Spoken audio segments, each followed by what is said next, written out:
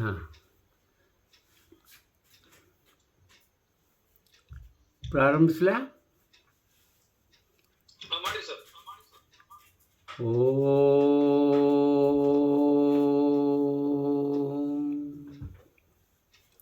ಆತ್ಮೀಯರೇ, ಇವತ್ತು ಮುಂಜಾನೆ ನಮ್ಮ ವಿಜಯದತ್ತ ಅವರು, ಡಾಕ್ಟರ್ ವಿಜಯದತ್ತ ಅವರು ನನಗೆ ತಮ್ಮ ಈ ಅಧ್ಯಾತ್ಮ ಕೂಟದೊಳಗೆ ಬಂದು ಮಾತನಾಡ್ಲಿಕ್ಕೆ ವಿನಂತಿಸಿದರು.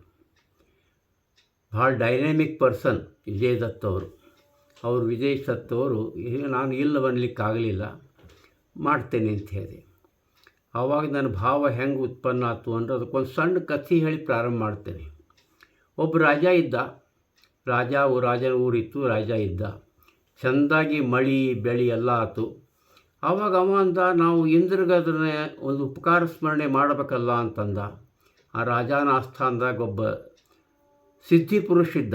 ಅವಂದ, ಆಯಿತು ಸಂತೋಷ ಅಂತಂದು ತನ್ನ ಶಕ್ತಿಯಿಂದ ಆತ ಒಬ್ಬ ಸುಂದರಳಾದ ಯುವತಿಯನ್ನು ಸ್ಪಷ್ಟ ಮಾಡಿಬಿಟ್ಟ. ಅಲ್ಲಿ ರಾಜನ ಆಸ್ಥಾನದಾಗ ಯುವತಿ ಬಂದುಬಿಟ್ಲು. ಆಕೆಗೆ ಹೇಳಿಬಿಟ್ಟ, ಹತ್ತಿರ ಬಾಯಿಲೆ ಅಂದ. ಆ ಯುವತಿಗೆ ಹತ್ತಿರ ಬಂದ್ಲು. ಆಕೆ ಕಿವ್ಯಾಗೇನೋ ಹೇಳ್ದ. ಝುಮ್ ಅಂತ ಆಕೆ ಹೋಗಿ ಇಂದ್ರನ ಆಸ್ಥಾನಕ್ಕೆ ಹೋಗಿಬಿಟ್ಲು. ಅಲ್ಲಿ ಇಂದ್ರನ ಆಸ್ಥಾನದಾಗ ಇಂದ್ರನ ಎದುರು ನಿಂತಲು, ಕೈ ಮುಗಿದ್ಲು. ಅವ್ನು ಹೇಳಿದ್ಲು, ನಾ ಇಂಥ ಊರಿನ ರಾಜನ ಪ್ರತಿನಿಧಿಯಾಗಿ ಬಂದೇನಿ, ನಿಮಗೆ ಧನ್ಯವಾದ ಹೇಳ್ಬೇಕಂತೇನಿ. ನಮ್ಮ ಊರಿಗೆ ಮಳೆ ಬೆಳೆ ಎಲ್ಲ ಚೆನ್ನಾಗಿ ಕೊಟ್ರಿ ಅಂಥೇಳಿ. ಎಷ್ಟು ಚೆಂದಿದ್ದಿ ನೀನು, ಎಷ್ಟು ಅದ್ಭುತ ಇದ್ದಿ ನೀನು ಅಂತಂದವ. ಇಂದ್ರ ಅಂದ, ಹಂಗೆ ನಿನ್ನ ಹೆಸರು ಏನು ಅಂತ ಕೇಳಿದವ. ನನ್ನ ಹೆಸರೇನಾ? ನನ್ನ ಹೆಸರು ಹೇಳಬೇಕು, ಎಲ್ಲರಿಗೂ ನಿಮ್ಗೆ ಹೇಳಬೇಕು ಅಂದ. ಆವಾಗ ನನ್ನ ಹೆಸರು ಕೃತಜ್ಞತಾ ಅಂಥೇಳಿ ಮಾಯಾಗಿಬಿಟ್ಲು ಆಕೆ. ಆಕೆ ಮಾಯಾಗಿ ಎಲ್ಲಿ ಬಂದ್ಲು ಗೊತ್ತಾ? ಆಕೆ ಮಾಯಾಗಿ ಇದೇ ರಾಜನ ಹತ್ರ ಬಂದ್ಲು. ಮತ್ತಿಲ್ಲೇ ಬಂದಲ್ವಾ ಅಂದ. ನೀ ಏನು ಹೇಳಿ ಬಂದು ಇಂದ್ರಗ ಅಂತ ಕೇಳಿದ್ಲು. ನನ್ನ ಹೆಸರು ಹೇಳಿದೆ, ನನ್ನ ಹೆಸರು ಕೃತಜ್ಞತಾ ಅಂಥೇಳಿ ನೀವು ಹೇಳಿದ್ದೆಲ್ಲ ಹೇಳಿದೆ ಅಂದ್ಕೊಂಡು ಇಲ್ಲಿಯೂ ಮಾಯ ಆಗಿಬಿಟ್ಲಾಕಿ. ಅದಕ್ಕೆ ನಾನು ಇವತ್ತು ನಿಮಗೆಲ್ಲರಿಗೂ ಕೃತಜ್ಞ ಆಗೇನಿ ಅಂತ. ಈ ಭಗವದ್ಗೀತಾ ಕುರಿತು ಒಂದು ಭಾಳ ಮಹತ್ವದ ವಿಷಯ ಅಂದ್ರೆ, ಇದು ನನ್ನ ಬಾಲ್ಯದಿಂದಲೂ ನನ್ನ ಕೈ ಹಿಡಿದು ನಡೆಸ್ಯದ ಅಂತ ಹೇಳ್ಬೋದು. ಇದು ಎಲ್ಲಿಂದ, ಯಾರಿಂದ? ನಮ್ಮ ಪೂಜ್ಯ ತಾಯಿಯವರಿಂದ. ಅವರು ಕನ್ನಡದಲ್ಲಿ ಶ್ರೀ ದೇವರಾಯ ಕುಲಕರ್ಣಿಯವರು ಬರೆದಂಥದ್ದು, ಅವರ ಗುರುಗಳಾದಂಥ ಶ್ರೀ ಶಂಕರ ಭಟ್ರು ಬರೆದಂಥ ಗೀತಾ ಸಾರವನ್ನು, ಆ ವಿಶ್ವರೂಪ ದರ್ಶನವನ್ನು ಓದ್ತಾ ಇದ್ದರು. ಅದು ನಮಗೆ ಭಾಳ ಪ್ರಭಾವ ಬೀರಿಬಿಡ್ತು. ಅದನ್ನು ನಾನು ನನ್ನ ಅಧ್ಯಯನವನ್ನು ಮುಂದುವರಿಸ್ತಾ ಇದ್ದೆ. ಆಮೇಲೆ ನಾನು ಒಂದು ಉತ್ಕೃಷ್ಟವಾದಂಥ ಒಂದು ಕಥೆ, ಒಂದು ಪುಸ್ತಕವನ್ನು ರಚಿಸಿದ್ದೇನೆ. ಶ್ರೀಮದ್ ಭಗವದ್ಗೀತಾ ದರ್ಶನ ಅಂಥೇಳಿ ಒಂದು ಪುಸ್ತಕವನ್ನು ರಚಿಸಿದ್ದೇನೆ. ಬಹಳಷ್ಟು ಮಾಹಿತಿಗಳು ಇದರಲ್ಲಿ ಅವ. ಸಾಹಿತ್ಯ ಪ್ರಕಾಶನ ಹುಬ್ಬಳ್ಳಿಯಿಂದ ಇದು 2000 ಬಹಳಷ್ಟು ಅದ್ಭುತವಾದಂಥ ಪುಸ್ತಕ. ಬಹಳಷ್ಟು ಇದರೊಂದು 51 ಶ್ಲೋಕಗಳಿವೆ. ಇದು ಪ್ರಕಟ ಆಗಿದ್ದು 2015ರಲ್ಲಿ ಪ್ರಕಟ ಆಯಿತು. ಇದರಲ್ಲಿ ಬಹಳಷ್ಟು ಮಾಹಿತಿಗಳವ, ನೀವು ಆಸಕ್ತರು ಕೊಂಡುಕೊಳ್ಳಬಹುದು.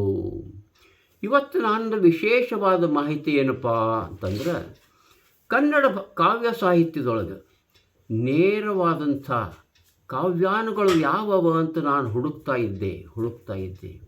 ಆ ಹೊತ್ತಿನಾಗ ನನ್ನ ಕಣ್ಣಿಗೆ ಬಿದ್ದದ್ದು ಅನ್ನೋಕ್ಕಿಂತ ನನ್ನ ಓದಿನ ಮುಖಾಂತರ ಗೊತ್ತಾಗಿದ್ದು ಅಂದರೆ 3-4.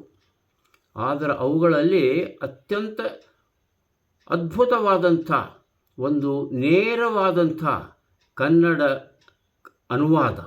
ಇದು ಕವಿ ನಾಗರಸ ಅನ್ನುವಂಥ ಒಬ್ಬ ಮಹಾಶಯ. ಅವ 17ನೇ ಶತಮಾನದಾಗ ಕುಮಾರವ್ಯಾಸನ ನಂತರ ಬಂದವ. ಆತ ಪ್ರತಿಯೊಂದು ಪದ್ಯಕ್ಕೆ ಭಾಮಿನಿ ಷಟ್ಪದಿಯಲ್ಲಿ ಆ ಪದ್ಯಗಳನ್ನು ರಚಿಸಿದ್ದಾನೆ. ಅದು ಕನ್ನಡ ಭಗವದ್ಗೀತೆ. ಇದು 2 ವಾಲ್ಯೂಮ್ ನಾನೇ ಮಾಡಿಕೊಂಡದ್ದು. 2 ವಾಲ್ಯೂಮ್ ಇದೆ, ಕನ್ನಡ ಭಗವದ್ಗೀತೆ. ಇದನ್ನು ನಮ್ಮ ಹಳೆ ಮೈಸೂರಿನವರು ಕರ್ನಾಟಕ ಭಗವದ್ಗೀತೆ ಅಂತಾರೆ. ಭಾರತೀಯ ವಿದ್ಯಾಭವನದಿಂದ 2011 ಮರುಪ್ರಕಟಣೆ ಆಗಿದೆ. ಆದರೆ ಈ ಗ್ರಂಥ, ಕನ್ನಡ ಭಗವದ್ಗೀತೆ, ಈ ಗ್ರಂಥ ಪ್ರಕಟವಾಗಿದ್ದು 1991ರಲ್ಲಿ. ನಮ್ಮ ಶ್ರೇಷ್ಠ ಕನ್ನಡ ಸಾಹಿತಿಯವರು ಆ ದುರಂತ ಮರಣವನ್ನು ಅಪ್ಪಿದಂಥ ಡಾಕ್ಟರ್ ಎಂ ಕಲ್ಬುರ್ಗಿಯವರ ಒಂದು ಅದ್ಭುತವಾದಂಥ ಶಕ್ತಿಯಿಂದ ಈ ಪುಸ್ತಕ ಪ್ರಕಟ ಆಗಿದೆ. ಒಬ್ಬ ವ್ಯಕ್ತಿಯನ್ನು ಹುಡುಕಿದ್ರು. ಅವರ ಹೆಸರು ಪ್ರೊಫೆಸರ್ ಎಸ್ ಕೋತೀನ್ ಅಂಥೇಳಿ. ಆ ಎಸ್ ಕೋತೀನ್ ಅವರು ನಮ್ಮ ಕನ್ನಡದ ಅಚ್ಚ ಕನ್ನಡದ ಕವಿ. ಆಂಡಯ್ಯನ ಮೇಲೆ PhD ಮಾಡಿದವರು, ಚಿಕ್ಕೋಡಿಯಾಗಿರ್ತಿದ್ರು ಅವರು. ಅವರನ್ನು ತಂದು ಧಾರವಾಡದ ಕನ್ನಡ ಅಧ್ಯಯನ ಪೀಠದಲ್ಲಿ ಕುಳಿಸಿ, ಆ ಬ್ರಾಹ್ಮಣ ಅಧ್ಯಯನ ಪೀಠ ಅಂತದಲ್ಲಿ ಕುಳಿಸಿ, ಈ ಕನ್ನಡದ ಭಗವದ್ಗೀತೆಗಳು ಕವಿ ನಾಗರಸಂದು, ಹರಿದಾಸಂದು, ಇನ್ನೊಬ್ಬ ನಿರಕ್ಷರ ಕುಕ್ಷಿ ಅನ್ನುವಂಥ ಮೂರುಗಳನ್ನು ನೀವು ಶಾಸ್ತ್ರೀಯವಾಗಿ ಸಂಕಲನ ಮಾಡಬೇಕು. ಶಾಸ್ತ್ರೀಯ ಸಂಕಲನ ಅನ್ನೋದು ಬಹುದೊಡ್ಡ ಶಕ್ತಿ, ಅದಕ್ಕೆ ಭಾಳ ಬೇಕು, ಅದಕ್ಕೆ ಭಾಳ ಜ್ಞಾನ ಬೇಕು, ವ್ಯಾಕರಣದ ಸಂಪೂರ್ಣ ಮಾಹಿತಿ ಬೇಕು ಅಂತ ಅದ್ಭುತವಾದಂಥ ಅವರು ಕೋತೀನವರು. ಪಾಪ ಅವರು ಇದನ್ನು ಮಾಡಿದರು. ನಾಗರಸನ ಮಾಡಿದರು. ಹರಿದಾಸನ ಭಗವದ್ಗೀತೆ ಅದು ಏನು ಅಂದರೆ ಆದಿಶಂಕರಾಚಾರ್ಯರ ಭಾಷ್ಯ. ಆ ಪ್ರತಿಯೊಂದು ಶ್ಲೋಕಕ್ಕೆ ಅವರ ಭಾಷ್ಯವನ್ನು ಅದರ ಪ್ರಕಾರ ವಾರ್ಧಿಕ ಷಟ್ಪದಿಯಲ್ಲಿ ಆ ಮನುಷ್ಯ ಆ ಹರಿದಾಸ್ ಅನ್ನೋರು ಬರೆದಿದ್ದರು. ಅದನ್ನೂ ಮಾಡಿ ಮುಗಿಸಿದರು. ಎರಡನ್ನೂ 1991 ಬಹುಶಃ 1992 ಕಲಬುರ್ಗಿಯವರು ಮುದ್ರಣ ಮಾಡಿಸಿದರು. ಕೇವಲ ಇದರ ಬೆಲೆ ಆವಾಗ 200 ರೂಪಾಯಿ ಇದ್ದದ್ದು ನನಗೆ 100 ರೂಪಾಯಿ ಇತ್ತು. ನಾನು 4 ಮುದ್ರಣ ಪ್ರತಿಗಳನ್ನು ಕೊಂಡಿದ್ದೆ. ಅದು ಯಾಕೆಂಬುದು ಮುಂದೆ ಹೇಳ್ತೇನೆ. ಈಗೇನಾಗಿಬಿಡ್ತೀವಿ ಪಾಪ ಕೋತೀನವರು ನಿರಕ್ಷರ ಕುಕ್ಷಿ ಅಂಥೇಳಿ ಮಧ್ವಾಚಾರ್ಯರು ಬರೆದಂಥ ಗೀತಾ ಮಾಡಲಿಕ್ಕೆ ಹೋದಾಗ ಪಾಪ ಅವರು ದೇವರು ಒಪ್ಪಲಿಲ್ಲೋ ಏನೋ ಅವರು ವಿಧಿವಶರಾದರು. ಈ ಕೋತೀನವರು ಮಾಡಿದಂಥ ಈ ಕನ್ನಡ ಭಗವದ್ಗೀತೆ ಈ ಪುಸ್ತಕ ಹೇಳ್ತೇನೆ ನನಗೆ ಹೇಳ್ತೇನೆ, ನಾನು ಇಂತಹ ಅದ್ಭುತವಾದ ಸಂಕಲನ, ಬರೀ ಭಗವದ್ಗೀತಾ ಅಂತಲ್ಲ, ಉಳಿಕ ಯಾವುದೇ ಸಂಕಲನವನ್ನು ನೋಡಿಲ್ಲ. ಗೀತೆಯ ನೇರವಾದ ಅನುವಾದ, ಪ್ರತಿಯೊಂದು ಶ್ಲೋಕ ಇಲ್ಲಿ ಕನ್ನಡದ ಭಾಮಿನಿ ಷಟ್ಪದಿಯಲ್ಲಿ ಅನುವಾದಗೊಂಡದು. ಇಲ್ಲಿ ಮ್ಯಾಲೆ ನೋಡಿ, ಇಲ್ಲೇ ಕನ್ನಡ ಅನುವಾದಗಳಿವೆ, ಕೆಳಗೆ ಆ ಶ್ಲೋಕಗಳಿವೆ, ಎಲ್ಲವೂ ಅಚ್ಚಗನ್ನಡದಲ್ಲಿ. ತಾವು ಯಾವ ರೀತಿಯಾಗಿ ಅದನ್ನು ಶಾಸ್ತ್ರೀಯವಾಗಿ ಸಂಕಲನ ಮಾಡೇವಿ, ನಮ್ಮ ಗಣಗಳು, ಮಾತ್ರಾಗಣಗಳು, ಭಾಮಿನಿ ಷಟ್ಪದಿ ಹೇಗೆ ಇರಬೇಕೋ ಹಾಗೆ ಶುದ್ಧವಾಗಿ ಮಾಡಿದರು. ಅದು ಆಶ್ಚರ್ಯ ಅನಿಸುವಂಗೆ ಇದು ಕರ್ನಾಟಕ ವಿಶ್ವವಿದ್ಯಾಲಯಕ್ಕೆ ಸೀಮಿತ ಆಯಿತು, ಕೆಲವು ಆಸಕ್ತರಿಗೆ ಸೀಮಿತ ಆಯಿತು. ನಮ್ಮ ಮೈಸೂರಿನವ್ರಿಗೆ ಗೊತ್ತೇ ಇರಲಿಲ್ಲ. ಅವರಿಗೆ ಪಾಪ ಗೊತ್ತು. ಯಾಕಂತಂದ್ರೆ ಈ ಭಗವದ್ಗೀತೆಯ ಈ ನಾಗರಸನ ಇದು 1908 ಒಂದನೇ ಸರಿ ಪ್ರಕಟ ಆಗಿತ್ತು. ಆಮೇಲೆ 1930 ಪ್ರಕಟ ಆಗಿತ್ತು, 36 ಪ್ರಕಟ ಆಗಿತ್ತು. ಆಮೇಲೆ ಆಗಿದ್ದೇ ಇಲ್ಲ. ಆಮೇಲೆ ಭಾರತೀಯ ವಿದ್ಯಾಭವನದವರು ಮೊನ್ನೆ ನಮ್ಮ GV ವೆಂಕಟ ಸುಬ್ಬಯ್ಯ ನಿಘಂಟು ತಜ್ಞರವರ ಸಹಾಯದಿಂದ ಇದನ್ನು ಮತ್ತೆ ಪ್ರಕಟ ಮಾಡ್ಯಾರ. ಆವಾಗೂ ಸಹಿತ ನಮ್ಮ ಇವರು ಕೋತೀನವರು ಮಾಡಿದ ಗ್ರಂಥದ ಪರಿಚಯವೇ ಇರಲಿಲ್ಲ ಅವರಿಗೆ. ಅವರೇನು ನನಗೆ ಗೊತ್ತಾಗಿಬಿಡ್ತದು.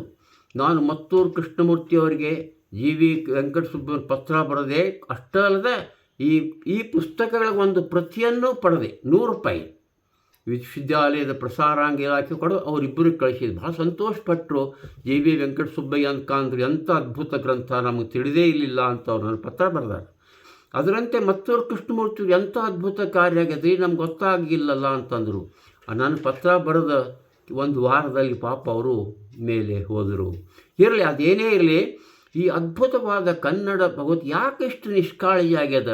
ಇದೊಂದು ನಿಷ್ಕಾಳಜಿಯಾದ ಗ್ರಂಥ. ಯಾಕಂದರೆ ಸಹಜ ನಾವು ಭಗವದ್ಗೀತೆಯನ್ನು ಏನು ಮಾಡ್ತೇವೆ ಹೇಳ್ರಿ, ನೇರವಾಗಿ ಸಂಸ್ಕೃತದಲ್ಲೇ ಓದಬೇಕು ಅಂತ ಇಷ್ಟಪಡ್ತೇವೆ.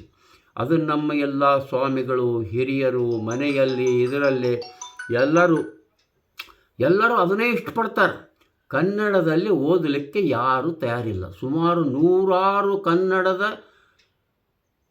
ನೇರ ಅನುವಾದಗಳು 3-4 ಭಾವಾನುವಾದಗಳು, ಅದರಲ್ಲೇ ಶ್ಲೋಕಾನುವಾದಗಳು, ಸಾರಗಳು ಎಷ್ಟೋ 100 ಗಟ್ಟಲಿವೆ.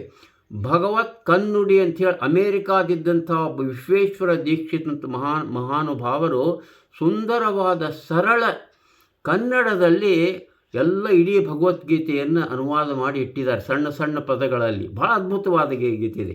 ಅದರಲ್ಲಿ ಅವರು ಲಿಸ್ಟ್ ಕೊಟ್ಟಾರ.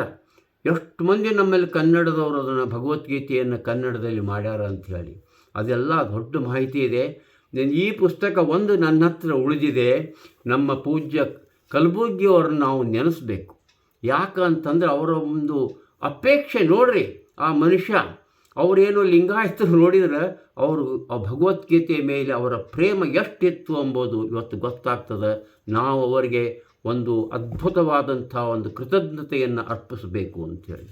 ಈಗ ನಾನು ನೇರವಾಗಿ ಈ ನಾಗರಸನ ಭಗವದ್ಗೀತೆಯ ಪ್ರಸಂಗಕ್ಕೆ ಬರ್ತೇನೆ. ನನ್ನ ಈ ಭಗವದ್ಗೀತಾ ದರ್ಶನದಲ್ಲಿ ಪ್ರಾರಂಭದಲ್ಲಿಯೇ ಅವ ಪೀಠಿಕೆ ಬರ್ದಾನ. 40 ಭಾಮಿನಿ ಪದಗಳ ಪೀಠಿಕೆಯನ್ನು ಬರಿತಾನೆ. ಅದರೊಳಗೆ 18ನೇ ಪೀಠಿಕೆ ಹೀಗಿದೆ ನೋಡಿ.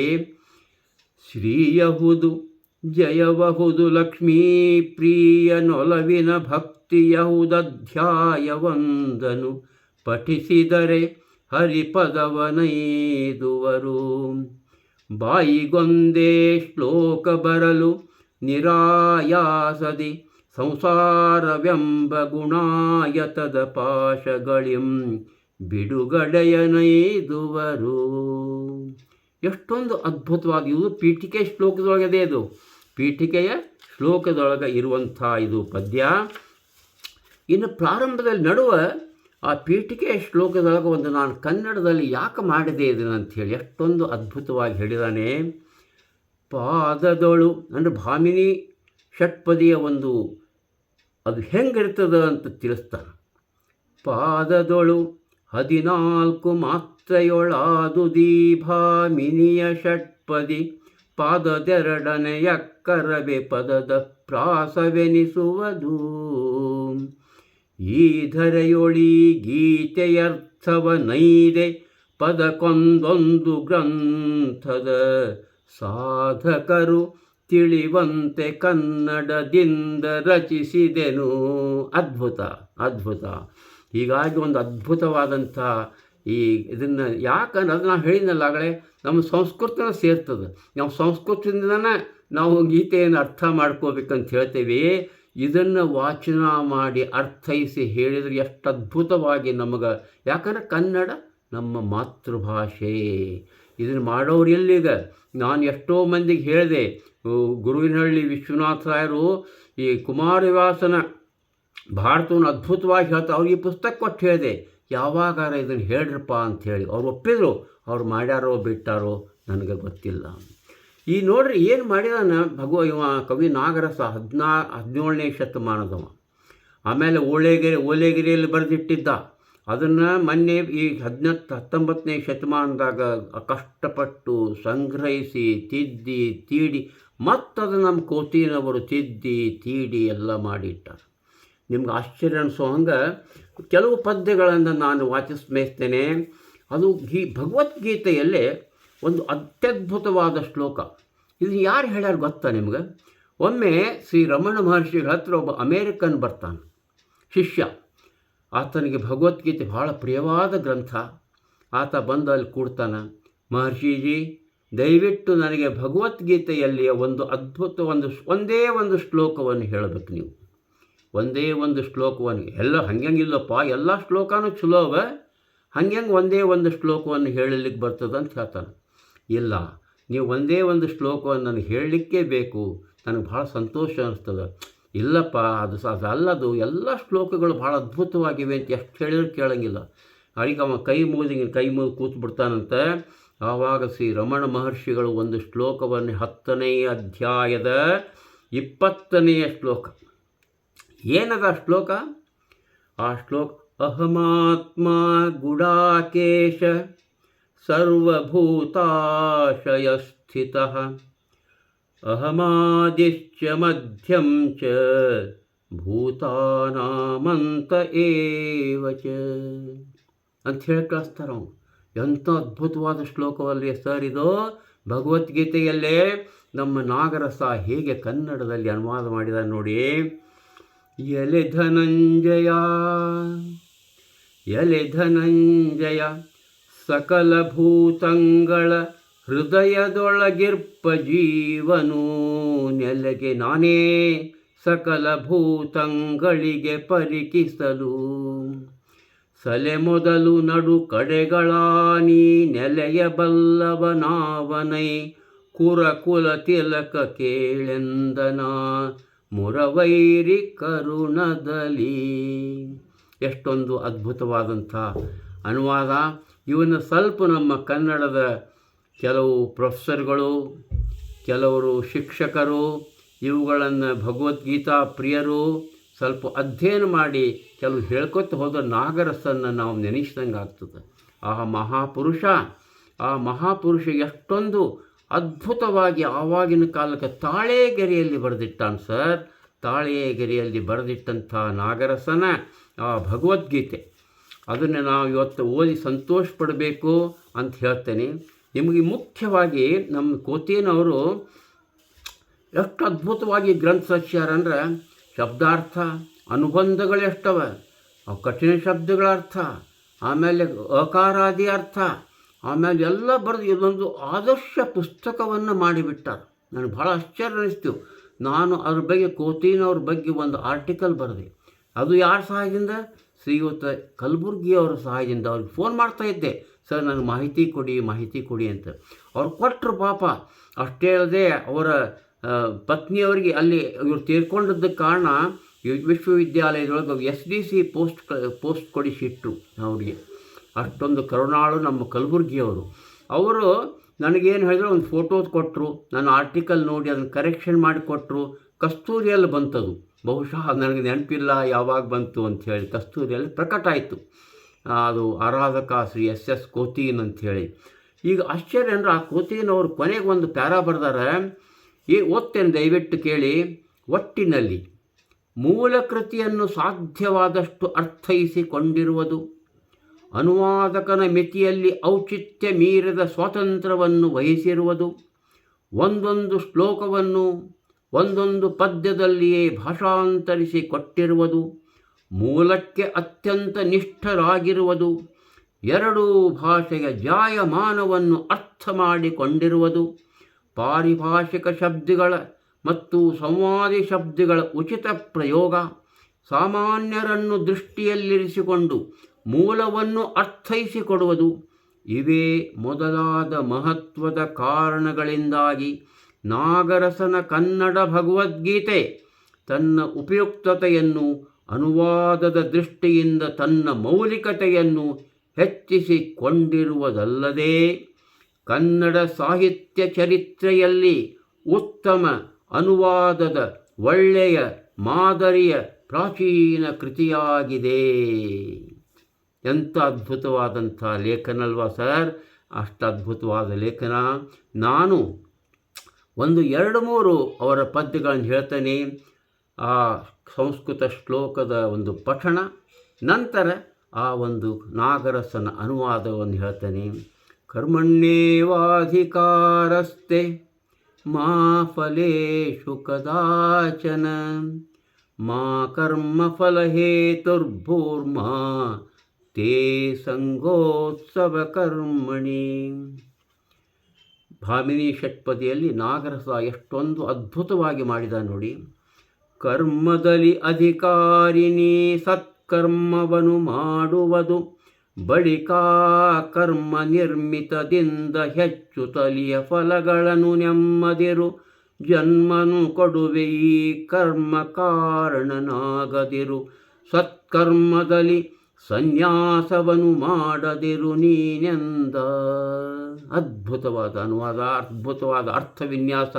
10 ಸಲ ಓದಿಬಿಟ್ರೆ ನಿಮ್ಗೆ ಅದು ಏನು ಹೇಳ್ತದೆ ಸಂಸ್ಕೃತ ಶ್ಲೋಕ, ಅದು ಇದು ತಿಳಿಸ್ಕೊಡ್ತದೆ ಅಂತ. ಇನ್ನು ಆ 18ನೇ ಅಧ್ಯಾಯದಲ್ಲಿ ಅದ್ಭುತವಾದ ಶ್ಲೋಕ. ಸರ್ವಧರ್ಮಾನ್ ಪರಿತ್ಯಜ್ಯ ಮಾಮೇಕಂ ಶರಣಂ ವ್ರಜ, ಅಹಂ ತ್ವಾಂ ಸರ್ವಪಾಪೇಭ್ಯೋ ಮೋಕ್ಷಯಿಷ್ಯಾಮಿ ಮಾ ಶುಚಃ.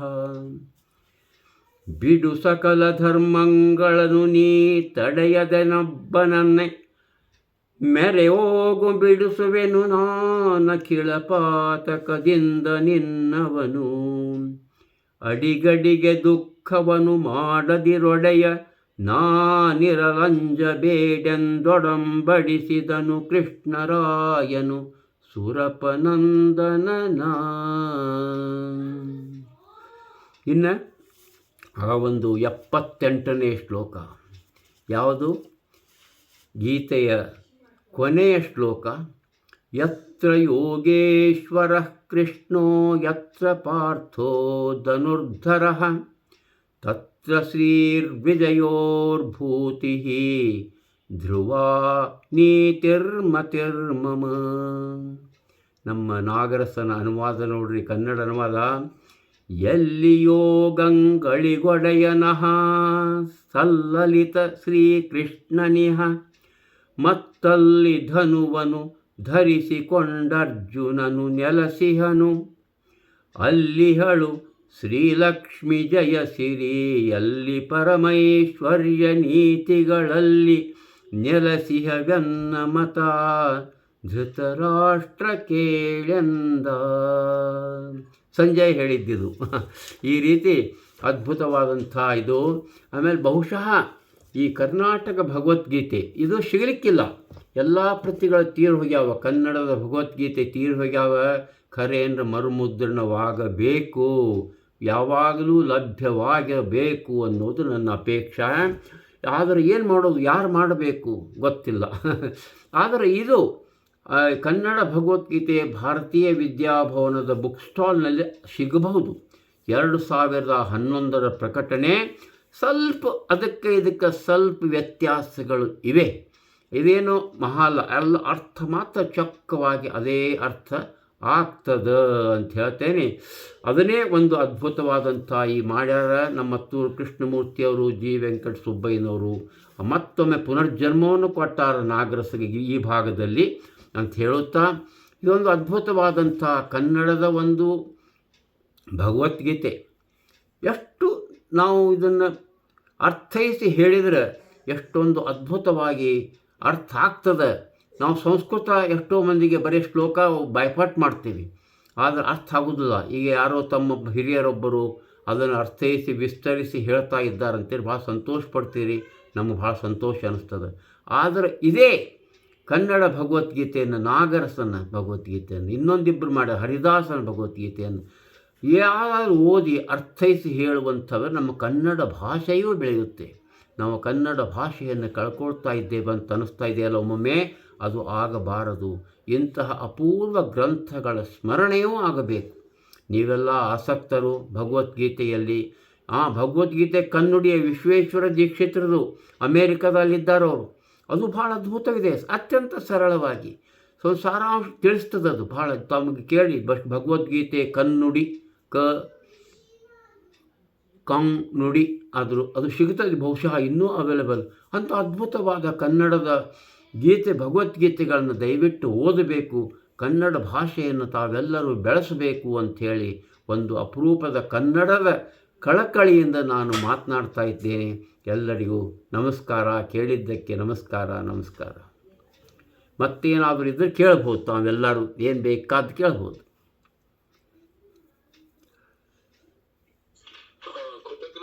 ಕೃತಜ್ಞತಾಪೂರ್ವಕ ವಂದನೆಗಳು ಹೇಳಿ. ಇಂಜಿನಿಯರ್ ನಿವೃತ್ತ ಶ್ರೀನಿವಾಸ್ ದೇಸಾಯಿ ಸಾಹೇಬರಿಗೆ ಹೇಳಿ. ಸೊ ಈಗ ಆಕ್ಚುಲಿ ಇವತ್ತು ನಿಮ್ಮ ಮೂಲಕ ನಮಗೆ ಈಗ ನಾಗರಸದ ಪರಿಚಯ ಆಯ್ತು. ನಾವು ಯಾವಾಗೂ ಹೇಳಿರ್ಲಿಲ್ಲ. Okay, so we are also grateful. Okay. ಮತ್ತೆ ಯಾರಿಗಾರ ಏನಾರ ಕೇಳೋದಿದ್ರೆ ಕೇಳ್ರಿ.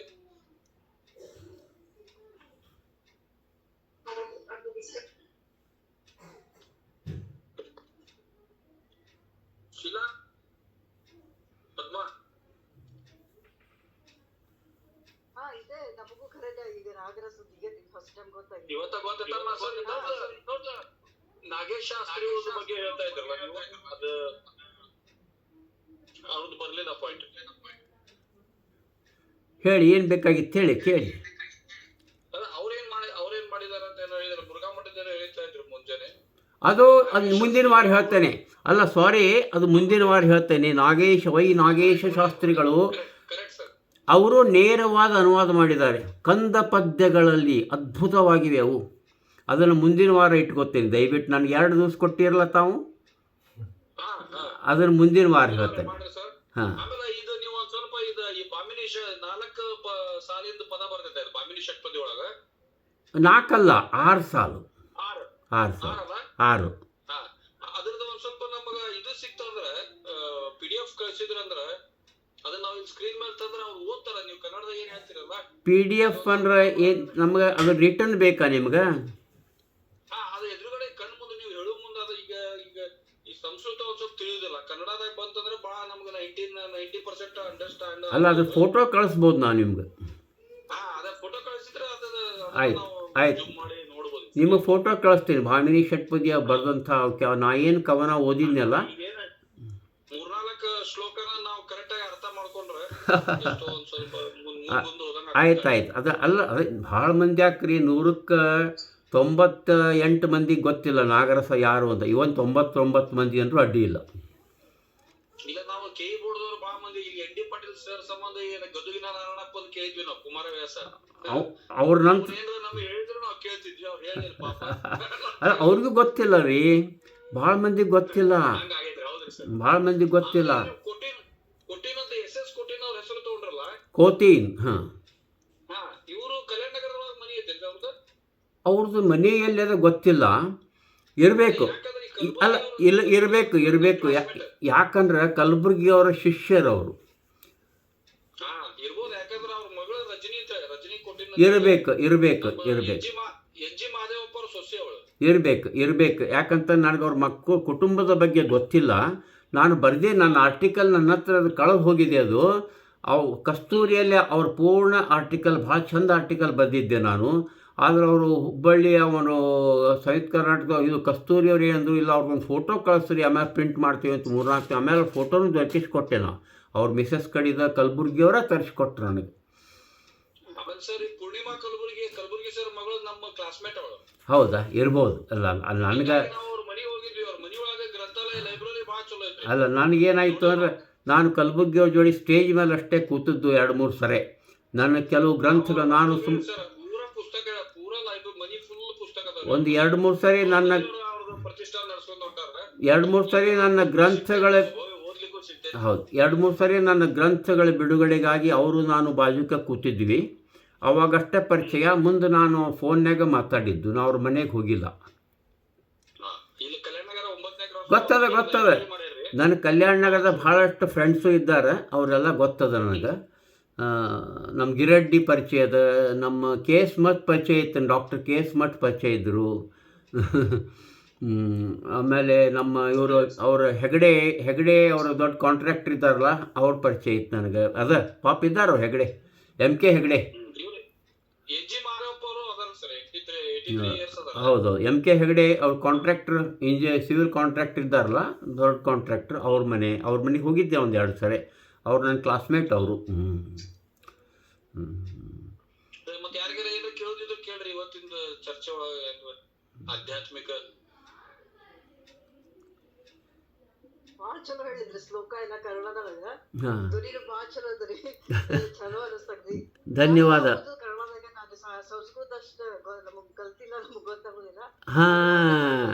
ನೀವೇನು ಹೇಳಿದ್ರಿ ನೋಡ್ರಿ, ಭಾಳ ಚಂದ ಹೇಳಿದ್ರಿ ಮೇಡಮ್, ಭಾಳ ಚಂದ ಹೇಳಿದ್ರಿ. ನನಗೆ ಭಾಳ ಸಂತೋಷ ಅನ್ನಿಸ್ತು. ಪದ್ಮ, ನೀವು ಪರಿಚಯ ಮಾಡ್ಕೋ. ಪರಿಚಯ ಮಾಡ್ಕೊಂಡು ಡಾಕ್ಟರ್ ಇದಾರಲ್ಲ ಈಗ, ಅವ್ರ ನಮ್ಮ ಕಾಕ ಆಗ್ಬೇಕ್ರಿ ಅವ್ರು. ಯಾರು?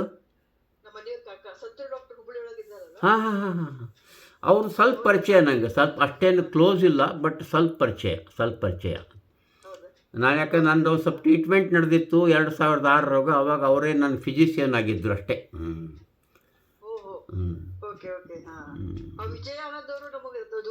ವಿಜಯಗ ಅವ್ರಿಗೆ ಭಾಳ ಕ್ಲೋಸ್ ಕಾಂಟ್ಯಾಕ್ಟ್ ಇದೆ. ಅವ್ರಿಗೆ ಭಾಳ ಕಾಂಟ್ಯಾಕ್ಟ್ ಇದೆ. ವಿಜಯ ಡೈನಾಮಿಕ್, ಅವ ಎಲ್ಲಿ ಬೇಕಲ್ಲಿ ತಿರ್ಗಾಡ್ತಿರ್ತಾನ ಅವ.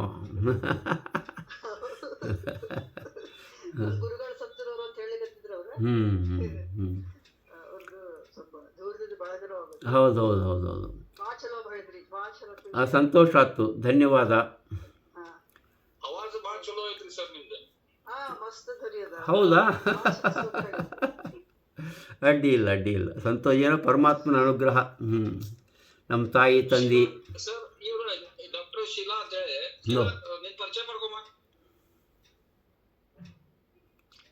ಸಂತೋಷ, ಹೇಳಿ ಮೇಡಮ್. ಶೀಲಾ ಮೋಸ್ಟ್ಲಿ ಅವ್ರ ಈಗ actually she is A gynaecologist. ಹೌದಾ, ವೆರಿ ಗುಡ್.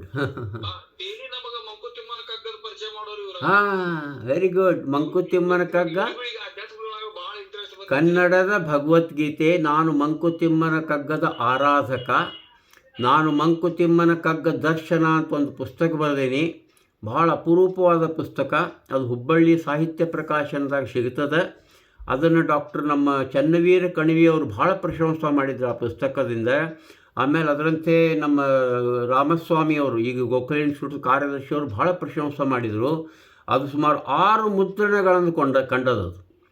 ಅದು ಕೇವಲ ಅದರೊಳಗೆ 51 ಮುಕ್ತಕಗಳಿವೆ, ಆದ್ರೆ ಮಾಹಿತಿ ಭಾಳ ಅದ.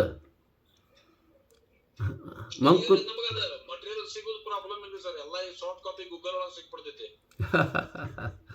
ಅಲ್ಲ ಈಗ ನಮಗ ಅದನ್ನ ಹೋಗಿ ಅರ್ಧ ಒಳಗೆ ಹೋಗಿ ಜಿಜ್ಞಾಸೆ ಹುಟ್ಟಿಸ್ಕೊಳ್ಳೋದು ಮಹತ್ವ. ಅಲ್ಲ, ಏನಾಗ್ತದೆ ಈ ಗಾಗಲ್ಲು ಇವು ಮೊಬೈಲ್ನಾಗ ಓದೋಕ್ಕಿಂತ ಇಂಟರ್ಪ್ರಿಟೇಷನ್ ಭಾಳ ಮಂದಿ ಮಾಡಕ್ ಹೋಗಿ ಒಂದ್ ಸ್ವಲ್ಪ ಇದು ಆಗ್ಬಿಡ್ತದೆ. ಅಲ್ಲ, ಇದೇನವಲ್ಲ ಮೊಬೈಲ್ನಾಗ ಇದ್ರೊಳಗಕ್ಕಿಂತ ಈ ಪುಸ್ತಕ ಹಿಡಿದು ಅಧ್ಯಯನ ಮಾಡೋದು ಭಾಳ ಶ್ರೇಷ್ಠವಾದದ್ದು ಅಂತ ನನಗೆ ಅನ್ನಿಸ್ತದೆ. ಆಮೇಲೆ ಕೇಳೋದ್ರಿಂದ ಎರಡೂ ಐತಿ. ಕೇಳಬೇಕು. ಅವು ನುರಿತವರಿಂದ, ಅನುಭವಸ್ಥರಿಂದ ಕೇಳಿ ತಿಳ್ಕೋಬೇಕು. ಅವಾಗ ಸ್ವಲ್ಪ ಪರಿಚಯ ಹೆಚ್ಚಿಗೆ ಆಗ್ತದೆ ನಿಮಗೂ. ಇವತ್ತಿಂದ 3-4 ಶ್ಲೋಕ ಹೇಳಿದ್ರಲ್ಲ ಸರ್ ನೀವು. ಹೌದು. ಆಮೇಲೆ ನಿಮಗೆ ಟೈಮ್ ಆದಾಗ ಅದ್ರದ್ದು ನಮಗೆ ಫೋಟೋ ಕಳಿಸ್ಬಿಡ್ರಿ. ಕರ್ಮಣ್ಯವಾಧಿಕಾರಸ್ಯ ನಾವು ಆಗಲ್ಲ ಸಂಸ್ಕೃತವಾಗಿ ಹೇಳ್ತಿದ್ವಿ ನಾವು.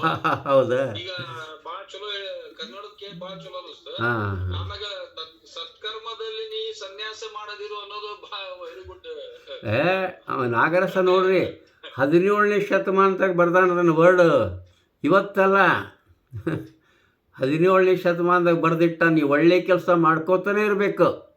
ಕೆಲಸ ಕಾರ್ಯಗಳನ್ನು ಬಿಡೋಂಗೇ ಇಲ್ಲ, ಅದ್ರ ಫಲ ಅಪೇಕ್ಷೆ ಮಾಡೋಂಗಿಲ್ಲ. ಆಮೇಲೆ ಈ ಕಾಂತೇಶ್ ಅವ್ರು ಬಾಳ ಚಲೋ ನಮ್ಗೆ ಎಲ್ಲ ಇದನ್ನ ಮಾಡಿದಕ್ಕೆ ನಮಗೆ ಕೆಲವೊಂದು ಶಬ್ದಗಳು ಬಾಳ ಫ್ಯಾಮಿಲಿಯರ್ ಆಗಿಬಿಟ್ಟವ್ರಿ. ಪರೋಕ್ಷ ಜ್ಞಾನಿ, ಅವರು ಪರೋಕ್ಷ ಜ್ಞಾನಿ, ಹೌದು, ಅಪರೋಕ್ಷ ಜ್ಞಾನಿ ಅನ್ನೋ ಶಬ್ದ ಬಾಳ ಚಲೋ ಹೇಳ್ಕೊಟ್ಬಿಟ್ಟಾರ ಅವ್ರಿಗೆ. Very good, very good. ಆಮ್ಯಾಗ ನಾವು ಕರ್ಮ ಇದರಿಂದ ಇದಕ್ಕೆ ಹೋಗ್ಬೇಕು, ದಿವ್ಯ ದೃಷ್ಟಿ ಬೆಳೆಸ್ಕೋಬೇಕು. ಎಲ್ಲ ಬಾಳ ಸ್ವಲ್ಪ ಈಗ ಅಗೇನ್ ಎಲ್ಲಾ ಶ್ಲೋಕದ ಅವ್ರು ಏನಿದ್ದಾರೆ ಅವರು ನಮ್ಮ ಕ್ಲಾಸ್ಮೇಟ್ ರೀ. ಅವರು ಸಿಂಡಿಕೇಟ್ ಬ್ಯಾಂಕ್ ರಿಟೈರ್ ಆದ್ರು. ಅವ್ರು ಸಾಕಷ್ಟು ಅಧ್ಯಯನ ಮಾಡಿರ್ಬೇಕು. ಮುಂಚೆಗಿಂತ ಕನ್ನಡ ಸಂಸ್ಕೃತ ಒಳಗೆ ಒಂದ್ ಸ್ವಲ್ಪ ಅಧ್ಯಯನ ಮಾಡ್ಕೊಂಡು ಬಂದಿದ್ರು. Very good, very good, very good. ಅವ್ರಿಗೆ ನಾನು ನಿಮ್ಗೆ ಬೇಕಂದ್ರೆ ನಾನು ವಿಡಿಯೋ ಮಾಡ್ಕೊಂಡೇನಿ. ನಾನು ವಿಡಿಯೋ ಮಾಡ್ಕೊಂಡೇನಿ. ಇನ್ನೊಂದು ಫೋನ್ ಇಟ್ಟು ವಿಡಿಯೋ ಮಾಡ್ಕೊಂಡೇನಿ ನಮ್ಮ ಮಗನ ಸಹಾಯದಿಂದ. ಅವ ಭಾಳ ಸಹಾಯ ಮಾಡ್ತಾನೆ ನನಗೆ. ಅದನ್ನು ಬೇಕಾದ್ರೆ ವಿಡಿಯೋ ನಾನು ಒಬ್ರು ಸುಧಾ ಅಂತ ಹೇಳಿ ಅವಳು ಭಾಳ ಓದಾಳ ಅಧ್ಯಾತ್ಮದೊಳಗ. ಆಕಿ ಇವತ್ತು ಟೂರ್ಗೆ ಔರಂಗಾಬಾದಿಗೆ ಹೋಗ್ಯಾಳ. ನಾ ವಿಡಿಯೋ ಕಳಿಸ್ತೇನೆ ನಿಮ್ಗೆ ಅದನ್ನು. ರೆಕಾರ್ಡ್ ಮಾಡ ಅಂತ ಹೇಳಿದ್ಲೆ, ನಾನು ಆಡಿಯೋ ರೆಕಾರ್ಡ್ ಮಾಡ್ಕೊಂಡೇನೆ. ನನಗೆ ಒಂದು ಸ್ವಲ್ಪ ವಿಡಿಯೋ ಮಾಡ್ಕೊಂಡೇನಿಲ್ಲ ಗೊತ್ತಿಲ್ಲ. ನಾ ವಿಡಿಯೋ ನಂದು ಅದ, ರೆಕಾರ್ಡ್ ಮಾಡಿ ಕಳಿಸ ಆಮೇಲೆ ಅಂತ ಹೇಳಿ. ನನ್ನ ಹತ್ರದ ಈಗ 33 ನಿಮಿಷ ಆಯ್ತು ಈಗ ವಿಡಿಯೋ ಮಾಡ್ಕೊಂಡೇನಿ. ಅವರು ಎಲ್ಲ ಒಂದು ಸ್ವಲ್ಪ ಮೆಡಿಟೇಷನ್ ಅದು ಮಾಡಿ ಒಂದು ಸ್ವಲ್ಪ ಡೀಪ್ ಆಗಿ ತಿಳ್ಕೊಂಡ್ರೆ ಆಗ್ಲಿ ಏನು ಸಂತೋಷ. ಮುಂದುವರಿರಿ. ಖಂಡೇವಿಲಿ ಒಳಗೆ ನಮ್ಮಲ್ಲಿ ಸ್ನೇಹಿತರಿದ್ದಾರೆ. ಈಗ ನೋಡ್ರಿ, ನಾನು ಇದನ್ನು ಮಾಡ್ಬೇಕಾದ್ರೆ ನನಗೆ 2 ಸರಿ ಅಲ್ಲಿ ವಾಶಿಯಿಂದ ಫೋನ್ ಬಂತು. ಅಲ್ಲಿ ಕುರ್ಬೇಟ್ ಅಂತ ನನ್ನ ಆತ್ಮೀಯ ಸ್ನೇಹಿತರಿದ್ದಾರೆ. ಆ ಫೋನ್ ಕಟ್ ಮಾಡ್ಬೇಕಾಯ್ತು ನಾನು. ಅಲ್ಲ, ನನಗೆ 2 ಸರಿ ಕಟ್ ಮಾಡಿದೆ ಈಗ ಅವ್ರು. ಪಾಪ 2 ಸರಿ ಅವರಿಗೆ ನನಗೆ ಫೋನ್ ಮಾಡಿದ್ರು ಈಗ. ಆಯ್ತು. ಅಲ್ಲಿ ನೀವು ಹೆಂಗೆ ಹೇಳ್ತೀರ ಹಂಗೆ ನಾನು ಬೇಕಂದ್ರೆ ನೀವು ಕ್ಲೋಸ್ ಮಾಡ್ತೀನಿ. ನನಗೆ ಸಂತೋಷದ. ನೀವು ಬೇರೆ ನಮ್ಮ ಮುಂದಿನ ವಾರ ಮತ್ತು ವೈ ನಾಗೇಶ ಶಾಸ್ತ್ರಿಗಳು ಅದ್ಭುತವಾದ ಕಂದ ಪದ್ಯಗಳಲ್ಲಿ, ಕಂದ ಪದ್ಯ ಕೇವಲ 4 ಸಣ್ಣ ಸಾಲುಗಳು ರೀ. 4 ಸಣ್ಣ ಸಾಲುಗಳಲ್ಲಿ ಆತ ಅದ್ಭುತವಾಗಿ ಅವರು ಲಿಂಗಾಯತರು, ವೀರಶೈವ ಧರ್ಮದವರು. ಇಷ್ಟು ದೊಡ್ಡ ಪುಸ್ತಕ ಇತ್ತು. ಅದರೊಳಗೆ ನಾವು ಜಿರಾಕ್ಸ್ ಮಾಡ್ಕೋಬೇಕಾದ್ರೆ ಸಾಕಾಗಿ ಯಾರೂ ಮಾಡಲಿಕ್ಕೆ ತಯಾರಿಲ್ಲ. ಅದನ್ನು ಇಂಡಿಪೆಂಡೆಂಟ್ ಪುಸ್ತಕ ಸಿಕ್ಕಿಲ್ಲ. ಮತ್ತು ನನ್ನ ಗುರುತಿನವ್ರು ಹುಬ್ಬಳ್ಳಿಯಾಗ ಒಬ್ಬರು ನನ್ನ ಫ್ರೆಂಡ್ ಒಬ್ಬರು ಜಿರಾಕ್ಸ್ ಮಷಿನ್ ಇಟ್ಟಿದ್ದು. 3-4 ಅವ್ರ ಹತ್ರ ಹೋದೆ. ನೋಡಪ್ಪ, ನನಗೆ ಇದು ಬೇಕಾಗಿದೆ ಅಂತ ಅಂದ್ಕೊಳ್ಳೆ ಅಡ್ಡ 2 ಪೇಜ್ ಅಡ್ಡಂದು ನಾನು ಜಿರಾಕ್ಸ್ ಮಾಡ್ಕೊಂಡು ಪಡೆದು ಅದನ್ನು ಓದ್ತಾ ಇದ್ದೇನೆ. ಯಾವಾಗಾರ ಭಾಳ ಅದ್ಭುತವಾದ ಕಂದ ಪದ್ಯಗಳನ್ನು 4 ಲೈನದ್ದು. ಇನ್ನೊಂದು ಮಿನಿಟ್ ಹೇಳ್ತಾನೆ. DVG ಅವರ ಜೀವನ ಧರ್ಮಯೋಗ ಎಷ್ಟು ಮಂದಿ ಗೊತ್ತಿರಲಿಕ್ಕೆ ಬೇಕು. ಅದು ಭಗವದ್ಗೀತೆ ಮೇಲೆ DVG ಅವರು ರಚಿಸಿದಂಥ ಅದ್ಭುತವಾದ ಗ್ರಂಥ. ಭಗವದ್ಗೀತೆಯನ್ನು ಎತ್ತರಕ್ಕೆ ಏರಿಸಿದಂಥ ಗ್ರಂಥ. ನಾನು ಹೇಳಿದ ತಪ್ಪಂತ ತಿಳ್ಕೊಬೇಡ್ರಿ. ಸಂಪೂರ್ಣ ಭಗವದ್ಗೀತೆಯನ್ನು ಎತ್ತರಕ್ಕೆ ಏರಿಸಿದಂಥ ಗೊತ್ತಾ? ನೋಡ್ರಿ, ಅದರ ಟೈಟಲ್ಲ ಹೇಳ್ತದೆ, ಜೀವನ ಧರ್ಮ ಯೋಗ. ನೀವು ಜೀವಿಸಲಿಕ್ಕೆ ಯಾವ ಧರ್ಮ ನಿಮ್ಮಲ್ಲಿ ಇರಬೇಕೋ ಅದು ಅಂಥ ಯೋಗವನ್ನು ಕಲಿಸ್ಕೊಡ್ತದೆ ಗೀತೆ ಅನ್ನೋದನ್ನು ಅದ್ಭುತವಾಗಿ ಆ ದೊಡ್ಡ ಬೃಹತ್ ಪುಸ್ತಕ. ಮುಂಚೆ ಅದು ಕರ್ನಾಟಕ ಸರ್ಕಾರಗಳು 30 ರೂಪಾಯಿದ್ದು DVG ಅವ್ರ ಪುಸ್ತಕ ಬರೆದಿದ್ದರು, ಪ್ರಕಟ ಮಾಡ್ತಿದ್ರು, ಅದ್ರೊಳಗೆ ಸಿಕ್ತು. ಆಮೇಲೆ ಮತ್ತೊಂದು 2 ಪುಸ್ತಕ ಕೊಂಡಿದ್ದೆ ನಾನು, ಯಾರ್ಯಾರಿಗೂ ಹೋಯ್ತು, ಒಂದೇ ಉಳಿದೋದು ಈಗ 30 ರೂಪಾಯಿದ್ದು. ಈಗ ಹುಬ್ಬಳ್ಳಿಯ ಸಾಹಿತ್ಯ ಪ್ರಕಾಶನದವರು ಅದನ್ನು ಪ್ರಕಟ ಮಾಡ್ಯಾರ, 2-3 ಸರಿ ಪ್ರಕಟ ಮಾಡ್ಯಾರ. ಆವಾಗದು 700 ರೂಪಾಯಿಗೆ ಲಭ್ಯವಿದೆ.